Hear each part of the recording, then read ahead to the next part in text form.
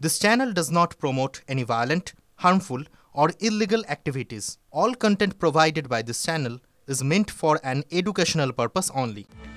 রাজ্যে বাংলাদেশের অবৈধভাবে বাস করছেন, বিভিন্ন নথি তৈরি করছেন, জাল চক্র, সেটা ধরপাকড়ও চলছে, কিন্তু অনুপ্রবেশ বন্ধ হচ্ছে না। মুর্শিদাবাদের দু জায়গা থেকে 7 জন বাংলাদেশিকে গ্রেফতার করা হয়েছে বলে আমরা খবর পাচ্ছি।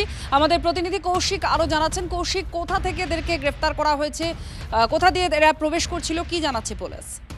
দেখো, মুর্শিদাবাদের যে দুটি প্রান্ত সেটির মধ্যে একটি হচ্ছে রানীনগর থানা এলাকায় এবং অপরটি হচ্ছে রঘুনাথগঞ্জ থানা এলাকায়। কিন্তু 7 জন বাংলাদেশি অনুপ্রবেশ করেছে। তার মধ্যে রানীনগর থানা এলাকায় 6 জন বাংলাদেশি এবং একজন ভারতীয় দালালকে গ্রেপ্তার করেছে। এই 6 জন কিন্তু বাংলাদেশিরা, তারা বিভিন্ন রাজ্যে অর্থাৎ দক্ষিণের রাজ্যে পরিযায়ী শ্রমিকের কাজ করার উদ্দেশ্যেই কিন্তু প্রবেশ করেছিলেন এবং সেই কাজের জন্য, এবং তারা যে ভারতীয় দালাল তাদের মধ্য দিয়ে, এবং অন্যদিকে রঘুনাথগঞ্জে যে গ্রেপ্তার হয়েছে সে পাচারের উদ্দেশ্যে ভারতে প্রবেশ করেছিল। তবে এর দিন দুয়েক আগে লালগোলা, রানীনগরেও কিন্তু এরকম বাংলাদেশি একের পর এক গ্রেপ্তারের ঘটনা সামনে এসেছে। এবং এই বাংলাদেশিরা মূলত ভারতীয় দালালের মধ্য দিয়ে ভারতে প্রবেশ করার পর তাই সেই সব দালালদের কাছে বিভিন্ন নথি সামগ্রী তৈরি করার পর ভিন রাজ্যে কাজে যায় এবং সেই যে পরিযায়ী শ্রমিকের কাজের উদ্দেশ্যে যায়। এবং তাদের মধ্যে যারা অনুপ্রবেশকারী তারা নিজেরাই জানান যে রাজমিস্ত্রির কাজে দক্ষিণের রাজ্যে যেত, সেই কারণেই কিন্তু তারা এই অনুপ্রবেশের ঘটনা। আর এই নিয়ে শুরু হয়েছে রাজনৈতিক চাপানুতর। ধন্যবাদ কৌশিক। কৌশিক আমাদের প্রতিনিধি জানাচ্ছিলেন মুর্শিদাবাদের দু জায়গা থেকে গ্রেফতার করা হয়েছে 7 জন বাংলাদেশিকে। তারা দক্ষিণের রাজ্যে কাজের জন্য যাচ্ছিলেন, এটা পুলিশকে তারা জানিয়েছেন বলে দাবি করা হচ্ছে। রঘুনাথগঞ্জের পাতলাটোলা দিয়ে অবৈধভাবে অনুপ্রবেশের সময় বিএসএফ এর হাতে গ্রেফতার হয় এক বাংলাদেশি যুবক। আর শুধুমাত্র যে জেলা থেকেই বাংলাদেশি নাগরিক গ্রেফতার হচ্ছে তা কিন্তু না, এবার কলকাতার বুক থেকে, সেখানে থেকে গ্রেফতার হলো এক বাংলাদেশি মহিলা। নাম জানা যাচ্ছে শান্তা পাল। পার্কস্ট্রিট থানার পুলিশ যাদবপুর থানা এলাকা থেকে গ্রেফতার করে এই বাংলাদেশি মহিলাকে। ধৃত এই যে শান্তা পাল, যাকে ইতিমধ্যে গ্রেফতার করা হয়েছে, তার কাছ থেকে বেশ কিছু বাংলাদেশের নথিপত্র পাওয়া গিয়েছে বলে জানা যাচ্ছে। সুশোভন রয়েছেন আমাদের সঙ্গে। সুশোভন, এই শান্তা পাল কে, না সম্পর্কে একটু জানতে চাইবো।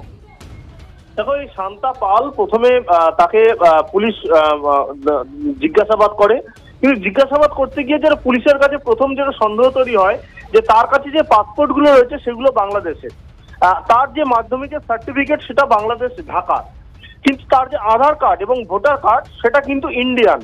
এই জায়গা থেকে পুলিশের সন্দেহ শুরু হয়। আর তারপর কিন্তু যেটা জানা যাচ্ছে যে সে যে ঠিকানা ব্যবহার করেছিল সেটা কিন্তু বর্ধমানের ঠিকানা। এমনকি কলকাতায় 2023 সাল থেকে গল্ফ গ্রিন থানার অন্তর্গত যে ঠিকানায় থাকতো সেই ঠিকানাটাও কিন্তু তার যে দেওয়া সেই ঠিকানাতে কিন্তু ইলেকট্রিকের বিল দেওয়া রয়েছে। অর্থাৎ স্বাভাবিকভাবেই একাধিক জায়গায় কিন্তু সে যে ঠিকানা ব্যবহার করেছিল সেই ঠিকানা ভিন্ন। বেশ কিছুদিন আগে ঠাকুরপুকুর থানাতেও সে কিন্তু অভিযোগ দায়ের করে অন্য একজনের বিরুদ্ধে প্রতারণার অভিযোগ। সেখানে যে ঠিকানা ব্যবহার করে সেটাও ভিন্ন। অর্থাৎ পুলিশ যেটা প্রথমে তাদের সন্দেহ করে যে এই ব্যক্তি ইনি কোথা থেকে এসছেন। দেখা যায় যে একাধিক সার্টিফিকেট রয়েছে এবং সেগুলো কিন্তু কখনো বাংলাদেশ কখনো ইন্ডিয়ান। এবং তার বাড়ি থেকে একেবারে যে সেই বাড়িতে গল্ফ গ্রিনে ভাড়া থাকে সেখানে যে ডকুমেন্টস পাওয়া গেছে সেখানে দেখা যাচ্ছে যে তিনি একটি কন্টেস্টে নাম দিয়েছিলেন, যেটা কিন্তু এখানকার না, সেটাও বাংলাদেশে। স্বাভাবিকভাবেই গোয়েন্দারা কিন্তু এক প্রকার নিশ্চিত যে এই ব্যক্তির বাংলাদেশের যোগাযোগ রয়েছে, বাংলাদেশের ডকুমেন্টস রয়েছে। কিন্তু যেটা একেবারে ধন্যবাদ সুশোভন। আর শুধুমাত্র তাই নয়,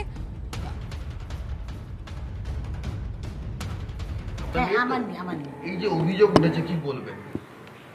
কি বলবো, এটা আমাকে হ্যারাসমেন্ট করা হচ্ছে। এই ধরনের কাজের সঙ্গে যুক্ত থাকতে পারে? এটা তো গুরুতর একটা অভিযোগ। না না না না, কখনোই না, না, সম্পূর্ণ মিথ্যা, সম্পূর্ণ বানোয়াট আমি বলবো। ওনার কাছে অনেক নথি তৈরি হয়েছে, বাংলাদেশের পাসপোর্ট পাওয়া গেছে। না না, এগুলি কি, এগুলি সব কি পুলিশ এসেছিল? আমি জানি না, সেটাও জানেন না? এটা এমনি কিসের অফিস? কিসের অফিস? এনজিও, স্বেচ্ছাসেবী সংস্থা।